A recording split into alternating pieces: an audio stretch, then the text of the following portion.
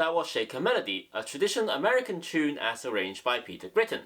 This is the B3 piece of the ABRSM Grade 2 Flute exam pieces from 2022. Let's have a look at the piece in general. At the start of the piece, we'll see the time signature that says 4/4. The top 4 referring to the number of counts in a bar, and the bottom 4 referring to how long of these counts is. So we have 4 crotchets in a bar this time. If we have a look at the key signature, you will see a B flat written there. There are no further accidentals in the piece, so we are in F major. So let's have a look at the B flat first. The fingering is on the left hand we have thumb and first finger, and on the right hand is first finger and pinky. So this is the same fingering for both the B flats we'll be playing in this piece.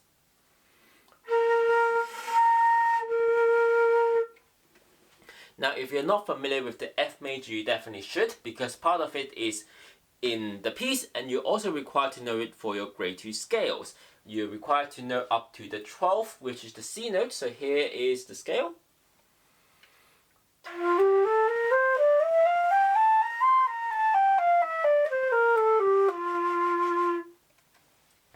Now onto the instructions of playing, we have allegretto cantando, crotchets equals 104. So allegretto means at the brisk speed, so we have the crotchets equals 104, which is what we'll be aiming for.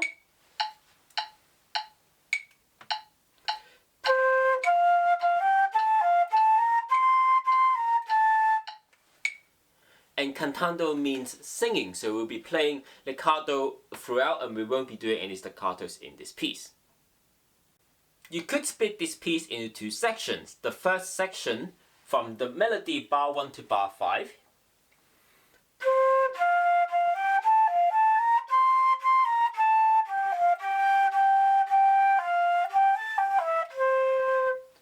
And then on bar 6 to bar 8 you have a variation of that melody, so we're still in the first section.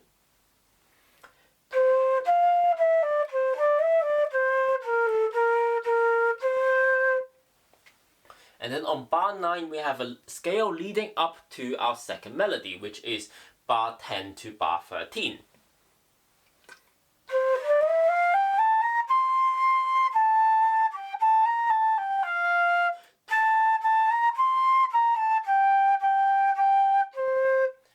And then from bar 14 to the end we have a variation of the second melody, which also gives us the ending of the piece as well.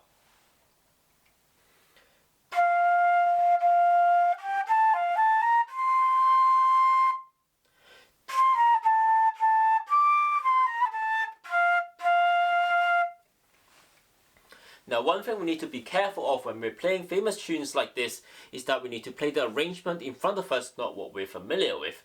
For example, the ending of the first melody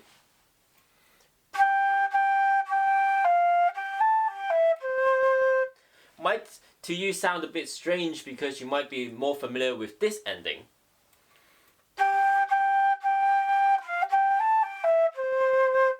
So what you know or may not know kind of changes perspective on arrangement pieces like this. Let's have a look into the technical aspects of the piece. Let's have a talk about how we're going to come into the piece. At the start of the piece you see there are 4 crotchet rests. This corresponds to the piano playing 4 crotchet notes, C, F, C, F climbing up. Here are the 4 notes. It goes up and then we're going to continue climbing with the C, F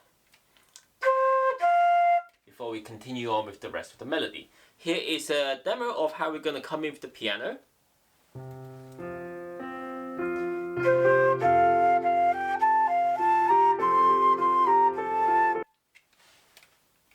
The first phrase has a fairly simple rhythm. It is a combination of crotchets and quavers in quite a convenient way that A, there's no dotted rhythm, and B, each beat has 2 quavers. Now this makes it very easy to count, so I'm not going to go through there.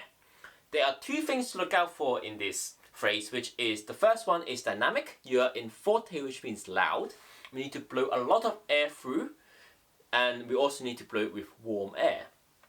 Now because we're blowing a lot of air through, you might need to take a breath in the middle of the phrase. You can do it on just before beat 4 of bar 3, or if you try to play in one phrase and you kind of struggle a little bit, you can take the breath just before bar 5. The second thing to look out for is tonguing.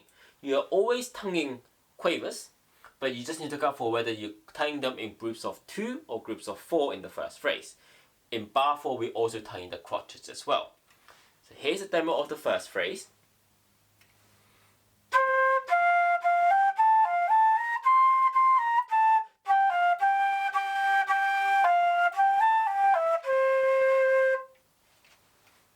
Bar 6 to 8 is a shorter variation of what we had in the first phrase.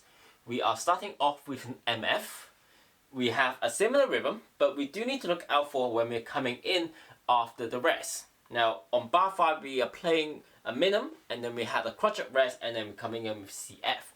What the piano is doing is similar to what we did at the start. We're doing the piano is doing CF, and then we do continue to climb CF. So here's the piano accompaniment. Bum ba, and that was the CF, and then we come in afterwards. So here's a demo of coming in with bar 6, and then continue on to bar 7, which has the decrescendo into a piano in bar 7.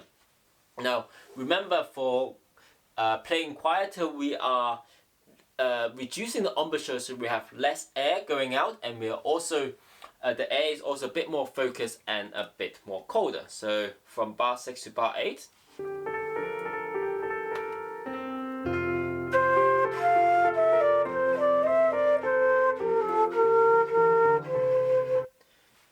You can hear the contrast between the start, which is an MF, and then the P at the end. Now, bar 9 is a good example of why scales is important. It is literally just the F major scale, but we are starting and ending on a C note instead.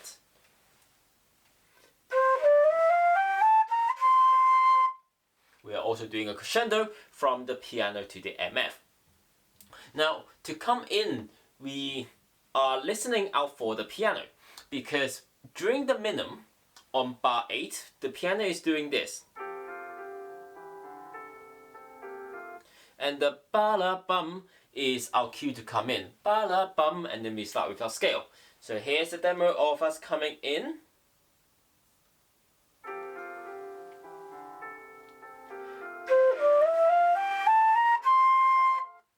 We also need to look out for that we are not tonguing the final C, because it is start of a new phrase as well. On to the second half of the piece, where we have another familiar melody where it's the basis of our second half of the piece. Dotted rhythms are now in play here from bar 10. The rhythm in here is we have a minim, dotted crotchet, and then a quaver. Now we need to remember that the dot after any note get half of the value. So a dotted quaver is 1 beat of the crotchet plus half of that, which is a quaver. So we are counting 3 quavers for that note. So with the metronome counting 1, 2, 3, 4, 1, 2, 3, 4, 1, 2, 3, 4. So that's the rhythm with the flute.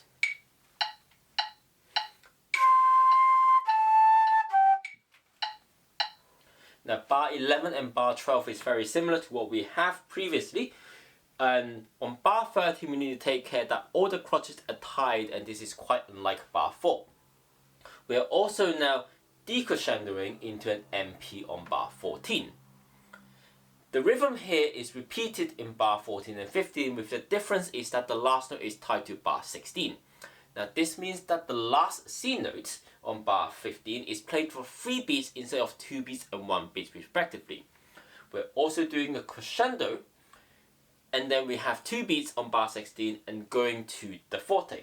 So here's a demo from bar 14 to 16.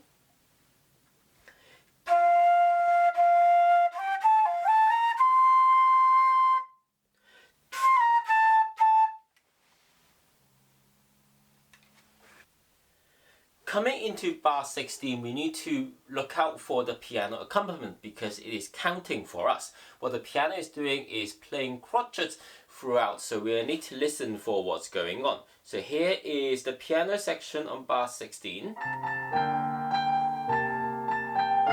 So when you hit ba-la-bum, that's also where we come in with the flute. We're playing together, so we need to get the counting right. So here is a demo of coming in with the piano.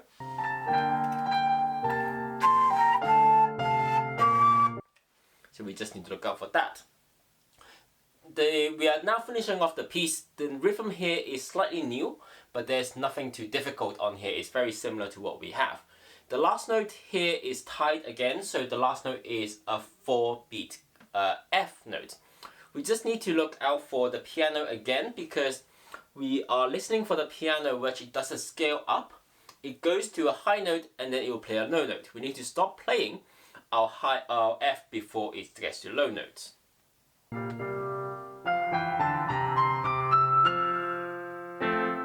You can hear that low F here is what we need. It's kind of our signal to stop, but we need to stop before that. And that's the end of the piece. But that was the tutorial into the B3 piece. I think the rhythm of this piece is fairly simple. As long as you have the basics down, you should be fine. The melody is also quite familiar, so that's also a plus. The timing and dynamics could be slightly tricky to start off with, but that's also something very easy for you to overcome. Well, hopefully that was useful to you. I'll be putting up the rest of the pieces soon for grade 2. Give a like and subscribe if you like what I did here. Put a comment down below if you want me to go for anything specific or you want to share your own tips and tricks with other viewers. And I'll see you next time in the next video of Master of None. Bye!